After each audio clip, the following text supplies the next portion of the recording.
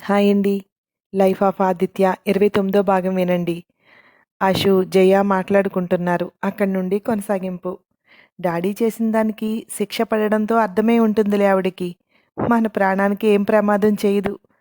ఎలాగూ తన ఉద్దేశం మనల్ని దూరం చేయడమే కదా! ఈ సినిమా తీస్తున్నామని తెలిసిన వెంటనే ఆయన ఎలాగూ దూరం అవుతారు మనకు. తను సక్సెస్ అయినట్టే. డాడీ రిలీజ్ టైము దగ్గరకొస్తోంది. ఈలోపు నేను కంప్లీట్ చేయగలిగితే చాలు అంది అషు. నేను అదే ప్లాన్ చేస్తున్నాను. మీ డాడీ వచ్చాక ఎలాగో మనతో కలిసి ఉండరు. ప్రొడక్షన్ హౌస్ స్టార్ట్ చేద్దామనుకుంటున్నాను. నీ మూవీతోనే మొదలు అంది జయ. బెస్ట్ ఐడియా అమ్మా. డాడీ వచ్చేసరికి మనిద్దరం కొంచెం సక్సెస్ అవడానికి ట్రై చేస్తే చాలు అంది. అవునరా, మీ డాడీ వచ్చాక మనం ముందుకు వెళ్ళడానికి లేదు. అలా అనుకోవడానికి లేదు.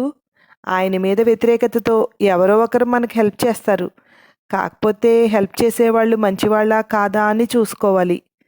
ఆదిత్యనైతే నమ్మొచ్చు. సరే, నువ్వన్నీ రెడీ చేసుకో. ఈరోజు ఇవ్వాలి కదా ఆదిత్యకి అంది జయ.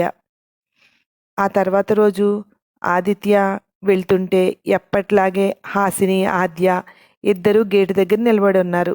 కారు కొంచెం స్లో చేసి, మీ స్కూల్ పేరేంటి? సరే, నేను కొంచెం ముందు ఆగుతాను. మీ బస్ వెనకే వస్తాను అన్నాడు ఆదిత్య. ఎందుకు? ఇది అందరినీ ఎక్కించుకుంటూ వస్తుంది.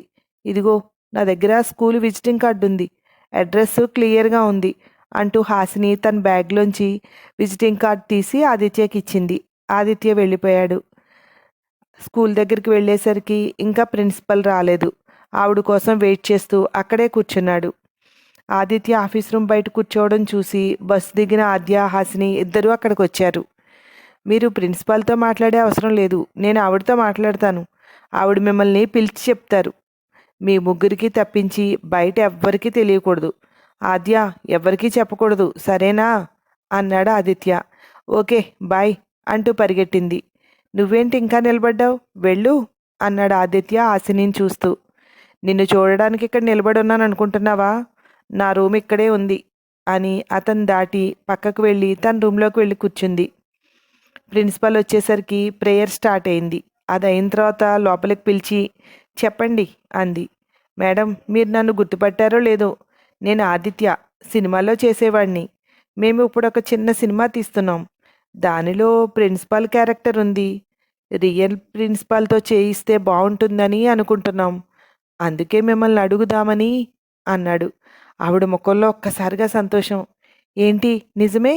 ఒక్కసారి నన్ను గిల్లండి అంది. ఇదంతా నిజమే మేడం, గిల్లక్కర్లేదు అన్నాడు నవ్వుతూ. ఇప్పుడే అందరినీ కేకేసి ఈ విషయం చెప్తాను, మీరు కూర్చోండి అంటూ లేవబోయింది. మేడం, ప్లీజ్ మీరు ఒకసారి కూర్చోండి. ఇది మీడియా వాళ్ళకి తెలియకుండా షార్ట్ పీరియడ్లో సినిమా తీయాలని ప్లాన్లో ఉన్నాం. మీరందరికీ చెప్పడం వల్ల మాకు చాలా ఇబ్బంది అవుతుంది. సినిమా కంప్లీట్ అయిపోయాక మీ అందరినీ ఒకే వేదిక మీద మేమే పరిచయం చేస్తాం. అప్పుడు మీరు ఎలా కావాలంటే అలా చెప్పుకోవచ్చు. ఇప్పుడు మాత్రం కొంచెం సీక్రెట్గా ఉంచాలి మేడం, ప్లీజ్. అవటానికి మాకు ఒక చిన్న బాబు క్యారెక్టర్ కూడా కావాలి. ఆ బాబుకి మదర్ క్యారెక్టర్ కూడా కావాలి. అది కూడా మేము మీ స్కూల్ నుండే మోస్ట్లీ తీసుకుంటాం. సినిమా షూటింగ్ మొత్తం అంతా అయిపోయే వరకు మీ ముగ్గురి మధ్య నుండి బయటికి రాకూడదు. తర్వాతనే మేము మిమ్మల్ని మీడియా ముందు ప్రవేశపెట్టినప్పుడు మీకు మంచి హైప్ వస్తుంది మేడం. ఇప్పుడు చెప్పడం వల్ల అంత హైప్ ఉండదు అన్నాడు. అవునవును, ఎక్సలెంట్ ఐడియా. పిలిపించమంటారా? మా పిల్లలు ఎవరినైనా చూస్తారా అంది. లేదండి, ఆల్రెడీ ఒక ఇద్దరిని చూశాను. సోమవారం వచ్చి మిమ్మల్ని కలుస్తాను. వాళ్ళు ఎవరైంది చెప్తాను. ఈ విషయం మాత్రం మన మధ్యనే ఉండాలి. మీరెవరికీ చెప్పొద్దు.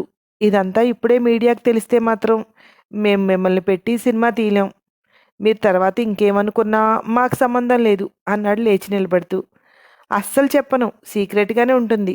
మీకెందుకు, మీరు వెళ్ళండి, రేపు రండి. మ్యాక్సిమం మా స్కూల్ నుండే వాళ్ళిద్దరినీ కూడా తీసుకోండి. ముగ్గురం కలిసి మీరు ఎక్కడికంటే అక్కడికి వస్తాం. సీక్రెట్గా షూటింగ్ కంప్లీట్ చేసుకుని మా ప్లేస్లోకి మేము వచ్చేస్తాం అంది ఆవిడ. అదే మేడం, ఇప్పుడు ఒక స్టూడెంట్ని తీసుకున్నాం అనుకోండి, వాళ్ళ పేరెంట్స్కి కూడా తెలియనివ్వద్దు. అలా ప్లాన్ చేస్తున్నాను. మీరు ఇంకెవరికీ చెప్పకండి. చూద్దాం, ఒక 1 వీక్లో మీ దశ తిరిగిపోతుంది. మీరు పాపులర్ అయిపోతారనుకోండి, నన్ను నమ్మండి అన్నాడు. తప్పకుండా ఆదిత్య, మీరు ఎలా చెప్తే అలాగే చేద్దాం. ఇప్పటి వరకు ఈ విషయం మనిద్దరి మధ్యనే ఉంటుంది. నేనెవ్వరికీ చెప్పట్లేదు. ఆడవాళ్ళ నోట్లో మాట దాగదరు చెప్పేస్తారు అనుకోవద్దు. ఎందుకంటే చెప్పడం వల్ల నాకు వచ్చిన క్యారెక్టర్ పోతుంది కదా! అందుకని ఎవ్వరికీ చెప్పను. ఓకేనా? అంది. Okay madam. మిమ్మల్ని నేను మండే వచ్చి కలుస్తాను. నేనుంటాను అంటూ వెళ్ళిపోయాడు ఆదిత్య. అక్కడి నుండి తిన్నగా ఇంటికొచ్చేశాడు. ఆశుకు ఫోన్ చేశాడు. స్క్రిప్ట్ రైటింగ్‌కి నేను ఒక వ్యక్తిని పంపిస్తాను. అతనితో నువ్వు స్క్రిప్ట్ రాయించుకో. ఈజీగా ఉంటుంది అన్నాడు. ఆయన మా డాడీకి తెలిసిన వాళ్ళు కాదు కదా! అంది అశు.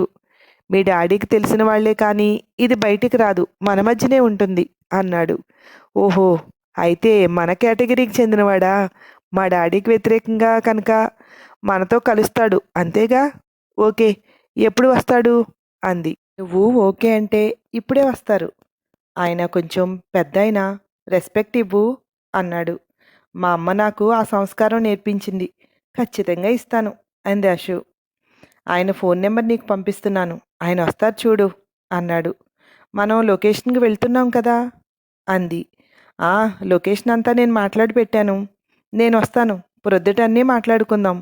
మనం వెళ్దాం అక్కడికి అని కాల్ కట్ చేశాడు. తమ్ముడు, ఇన్ని ఏర్పాట్లు చేస్తున్నావు అంటే నువ్వు సొంతంగా సినిమా తీయగలవు కదా! మరి వాసంతి మేడం నేను డబ్బులు పెడతాను తీయమన్నప్పుడు ఎందుకు ఒప్పుకోలేదు? అన్నాడు. మన డబ్బు మనం పెట్టడానికి, మేడం డబ్బు పెట్టడానికి తేడా ఉంది. లాస్ అయ్యామంటే ఆవిడ దగ్గర తలెత్తుకుని తిరగగలమా? నీకు తెలియందేముంది? ఈ సినిమా ప్రపంచం ఎప్పుడు పైకి లేస్తుందో, ఎప్పుడు తొక్కేస్తుందో తెలీదు. ఎంతో బాగా వచ్చిందనుకున్న సినిమా ఒక్కోసారి అస్సలాడదు. ఒక్కో సినిమా ఏంటి ఇది ఇంతలా ఆడిందా అనిపించేలా చేస్తుంది. అన్నీ కలిసి రావాలి. అందుకే ఇప్పుడు వద్దు అన్నాను. అశు తీస్తోంది అంటే హెల్ప్ చేయటానికే. మనమే తీస్తున్నాము అంటే ఎవరినైనా అడగడానికి తేడా ఉంటుంది కదా అన్నాడు. ఆ యశస్విగాడు బయటికొచ్చేసరికి నువ్వు హీరో అయిపోయి వాళ్ళ అమ్మాయి డైరెక్టర్ అయితే వాడి మొహం చూడాలని ఉంది నాకు అన్నాడు మాధవ్. సాయంత్రం అవుతోంది. వెళ్దామా గేటు దగ్గరికి అన్నాడు. మొత్తానికి బానే పడేసింది నిన్ను. టైంకి ఎక్కడికి వెళ్దాం అన్నావు అంటే పూర్తిగా పడిపోయావని అర్థం తమ్ముడు. పార్టీ లేదా అన్నాడు. అదేం లేదులే. సినిమా గురించి మాట్లాడాలి అన్నాడు. ఏంటి వాళ్ళిద్దరూ కూడా నటిస్తున్నారా? మరి నాకు ఏదైనా అవకాశం ఇవ్వొచ్చుగా అన్నాడు. నిన్ను వదిలేస్తానా? చూస్తాను. ఏదో ఒక అవకాశం ఉండకపోదు. ఆశు తనకు కావలసిన వాళ్ళ లిస్ట్ ఇచ్చిన తర్వాత నీకేదైనా సరిపోతుందేమో చూస్తాను అన్నాడు. ఇద్దరూ గేటు దాటి ముందుకు వెళ్ళి వాళ్ళ బస్సు దిగే దగ్గర నిలబడ్డారు. ఆద్య బస్సు దిగుతూనే పరిగెత్తుకొచ్చింది ఆదిత్యకి దగ్గరికి. ఏమైంది? మా ప్రిన్సిపల్ ఓకే అనిందా? అంది. ఆవిడ నటించడానికి ఓకే. మీ ఇద్దరి గురించి ఇంకా చెప్పలేదు. రేపు చెప్తాను అన్నాడు. చెప్పావేమో అనుకున్నాను అంది. నేను దానికి ప్లాన్ చేశాను.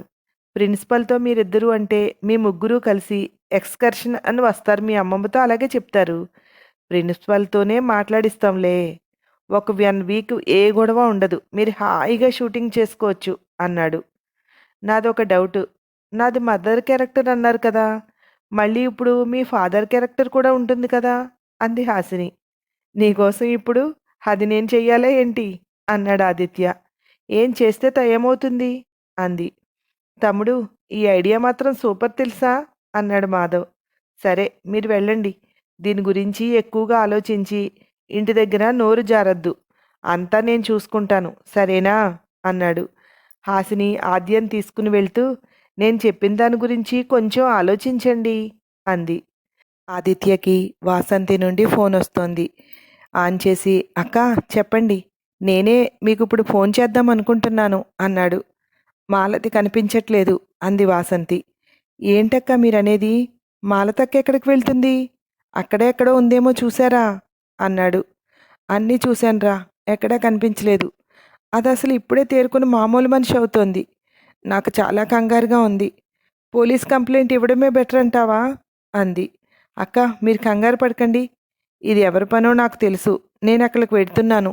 మీరు టెన్షన్ పడకండి. నేను ఇప్పుడే అక్కని తీసుకుని వస్తాను అని కాల్ కట్ చేసి మాలతక్క కనిపించట్లేదట. వాసంతి అక్క కంగారు పడుతూ ఫోన్ చేసింది. ఇది ఆ వీరభద్రం పని అయి ఉంటుంది. నేనిప్పుడు వాడి దగ్గరికి వెళ్ళి వాళ్ళతో ఫైట్ చేసి మాలతక్కని తీసుకొస్తుంటే అదంతా షూట్ చేసి యూట్యూబ్లో పెట్టాలని వాడి ప్లాను. రా మనిద్దరం వెళ్దాం అంటూ కారెక్కాడు. నిజంగా వాడే కిడ్నాప్ చేస్తే వాళ్ళ ఇంట్లో పెట్టుకుంటాడా? మనం వెళ్తే దొరుకుతుందంటావా? మనల్ని అక్కడికి రప్పిస్తున్నాడు అంటే నిన్ను ఎదుర్కోవడానికి వాడు సిద్ధంగా ఉన్నట్టే కదా! పోలీస్ కంప్లైంట్ ఇచ్చి వెళ్ళడమే బెటర్ అనుకుంటున్నాను తమ్ముడు అన్నాడు మాధవ్. ఏమని ఇస్తాం? ఆ అమ్మాయికి అసలే మతిస్థిమితం సరిగ్గా ఉండదు. మనం కంప్లైంట్ ఇస్తే ఇప్పుడు అది మీడియా అంతా పొక్కుతుంది. వాడి దగ్గరికి వెళ్ళి గట్టిగా వార్నింగ్ ఇస్తే వాడే చెప్తాడు. ఇది బయటికి తెలిసేలోపు మనం మాలతక్కని తీసుకుని ఇంటికి వెళ్ళాలి అన్నాడు ఆదిత్య. ఆ తర్వాత ఏమైందో మరో భాగంలో విందురు గాని. Thank you.